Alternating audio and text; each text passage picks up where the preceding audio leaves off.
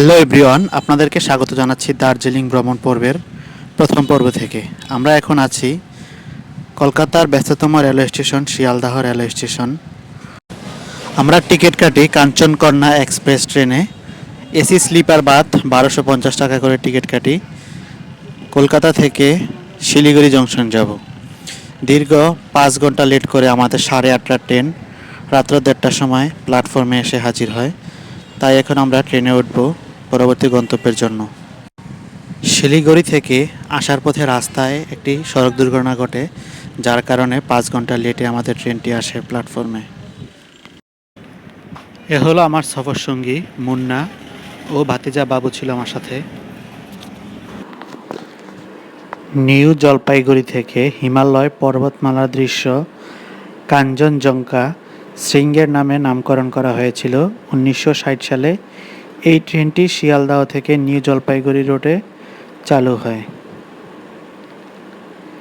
এটি একটি express train যা মূলত ভারতের পূর্ব রেলওয়ে দ্বারা পরিচালিত। ট্রেনটি পশ্চিমবঙ্গ রাজ্যের শিয়ালদাহ এবং আসাম রাজ্যের শিলচর ও ত্রিপুরা রাজ্যের আগরতলার মধ্যে আসা যাওয়া করতে থাকে। টোটাল 14 ঘন্টা ট্রেন জার্নি এবং 5 ঘন্টা ওয়েটিং, মোট 19 ঘন্টা সময় পর আমরা এখন এসে হাজির হই আমাদের পরবর্তী স্টেশনে। চলে আসছি আমাদের পরবর্তী গন্তব্য শিলিগুড়ি জংশন স্টেশনে। দিনের তখন 3টা বাজে এসে আমরা নামলাম।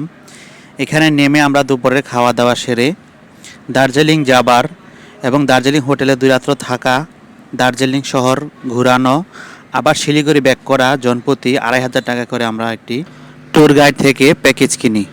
আমরা এখন গাড়িতে উঠতেই প্রথমে দেখা মিলল আমাদের দার্জিলিংয়ের বিখ্যাত টয় ট্রেনের সাথে। আমরা এই গাড়িটি রিজার্ভ করি, আমাদেরকে দার্জিলিং নামিয়ে দিয়ে আসবে। তাই এখন আমরা যেতে যেতে দুই পাশের চা বাগান এবং দেখতে দেখতে আমরা চলে এসেছি দার্জিলিং ক্যান্টনমেন্ট এরিয়া।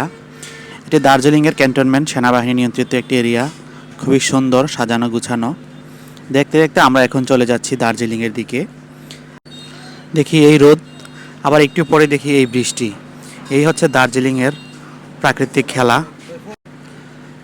দার্জিলিংয়ের আবহাওয়াটা এরকম, এই রৌদ্র, এই বৃষ্টি, আর যত উপরে যাবেন ততই ঠান্ডা মনে হবে, অনেক ঠান্ডা এখানে, যেহেতু হিমালয়ের পাদদেশে অবস্থিত দার্জিলিং শহর। তারই সাথে রয়েছে কাঞ্চনজঙ্ঘা। আমরা এখন চলে এসেছি একটি পাহাড়ি ঝরার কাছে। এখানে একটি ছোট বেলি ব্রিজ আছে, এখানে একটু জ্যাম পড়েছিল তাই একটু দাঁড়িয়ে দাঁড়িয়ে আমরা দেখলাম পাহাড়ি ঝরাটি দেখতে দেখতে আমরা এখন আবার চলে যাচ্ছি আমাদের। দার্জিলিংয়ে দেখতে পারবেন পৃথিবীর সবচেয়ে উঁচুতে অবস্থিত রেলওয়ে স্টেশন ঘুম। আছে সমুদ্রপৃষ্ঠ থেকে প্রায় 10,000 ফুট উঁচু পাহাড়ের চূড়া থেকে সুন্দর সূর্যোদয় দেখা টাইগার হিল, পৃথিবীর বিখ্যাত প্রার্থনা স্থান গুম মনাস্ট্রি, ছবির মতো অপূর্ব সুন্দর স্মৃতিসৌধ বাতাসিয়া লুপ। আরও আছে মহান সৃষ্টিকর্তার বিশাল উপহার হিমালয় কন্যা কাঞ্চনজঙ্ঘা, শতবর্ষের প্রাচীন মন্দির দীরদাহাম টেম্পল, ব্রিটিশ আমলের সরকারের নিয়ন্ত্রণ কেন্দ্র কাউন্সিল হাউস লালকুঠির, সমুদ্রপৃষ্ঠ থেকে প্রায় 8,000 ফুট উঁচুতে অবস্থিত মনোরম খেলাধুলার স্থান দার্জিলিং গোর্খা স্টেডিয়াম, যুদ্ধবিধ্বস্ত শরণার্থী কেন্দ্র Tibetan self, happy valley tea garden, বসে তাৎক্ষণিকভাবে পৃথিবী বিখ্যাত ব্ল্যাক টি পানের অপূর্ব অভিজ্ঞতা, কেবল কারে করে ও আমার উড়াল পঙ্খী রে, যা যা তুই উড়াল দিয়া যা,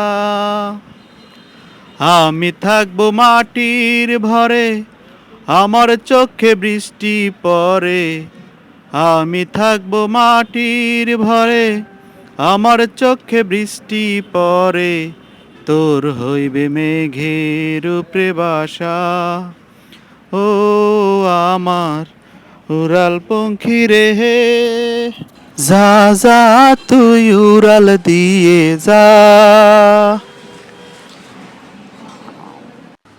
চলুন দেখতে থাকি পাহাড়ি এই পথ ধরে দার্জিলিংয়ের দৃশ্য।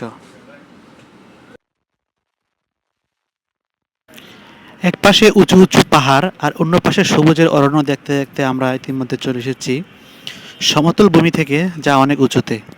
দেখতেই পাচ্ছেন সমতল ভূমি, আমরা অল্প কিছুক্ষণের মধ্যেই লাঞ্চ বিরতি নিব। আমরা দুপুরের খাবার খেতে খেতে সময় হয়ে যায় প্রায় 4টার উপরে। আমরা যেহেতু এখন পাহাড়ের উপরে আছি, আর এই অঞ্চলটিও যেহেতু নেপালি এবং পাহাড়িদের অঞ্চল, তাই আজকে আমরা দুপুরে লাঞ্চ করব একটি পাহাড়ি হোটেলে। দুপুরের খাবারের মধ্যে ছিল ম্যাগি, মোমো এবং ভাতের আইটেম, সাদা ভাত সাথে মাছ, আর একটা হচ্ছে চিকেন থালা, ভেজ থালা, ফিশ থালা। আমরা এখানে খেয়েছিলাম ফিশ থালা দিয়ে জনপ্রতি 180 টাকা করে। খাবারটা অনেক স্বাদ ছিল। আর খাবার খেয়ে বের হয়ে দেখি যে পাহাড়ের মধ্যে আর মেঘের মধ্যে লুকোচুরি খেলা হচ্ছে। এই এক আজব জার্নি রে ভাই। এই দেখি তো রোদ, তো এই দেখি ঘন মেঘে একদম অন্ধকার হয়ে যায়। আমার জীবনে আমি কখনো এরকম জার্নি করিনি। অনেক উপভোগ করলাম এই জার্নিটাকে। এখন কিন্তু আমরা আছি অনেক একদম ফর্সা খুব সুন্দর জায়গায়। দিনের আলো অনেক, এক জায়গা গাড়ির হেডলাইট জ্বালিয়ে গাড়ি চালাতে হয়। আবার একটু সামনে গেলে দেখি একদম ফাঁকা, আবার কি সুন্দর দিনের আলো, সূর্যের আলো। অদ্ভুত এক জায়গা। এই দৃশ্যটা দেখে মনে হলো যে আমার কাছে, যে এখন আমাদের দেশে যখন পৌষ মাঘ মাসে অনেক ঘন কুয়াশা থাকে, সকালবেলা ঘুম থেকে উঠলে শীত ওরকম দেখা যাচ্ছে, কিন্তু যদিও এখন জুন মাস, অনেক গরম, কিন্তু পাহাড়ের উপরে এসে দেখতে পেলাম আবার সেই শীতকালের দৃশ্য, যা দেখে অনেক ভালো লাগলো আমার কাছে। আর এই দুই ভাই সাইকেল চালিয়ে তারা এই দার্জিলিং যাবে দুইজনে পদক্ষেপ নিয়েছে। ধন্যবাদ ভাইদেরকে, এবং কি উৎসাহ দিই যাতে তারা এই কাজটি করতে পারে। ভিডিওটি যেহেতু অনেক বড় হয়ে গেছে, তাই দুই ভাগে করলাম। পার্ট 2 অতি শীঘ্রই আসবে, দেখার জন্য অপেক্ষায় থাকুন। ধন্যবাদ সবাইকে।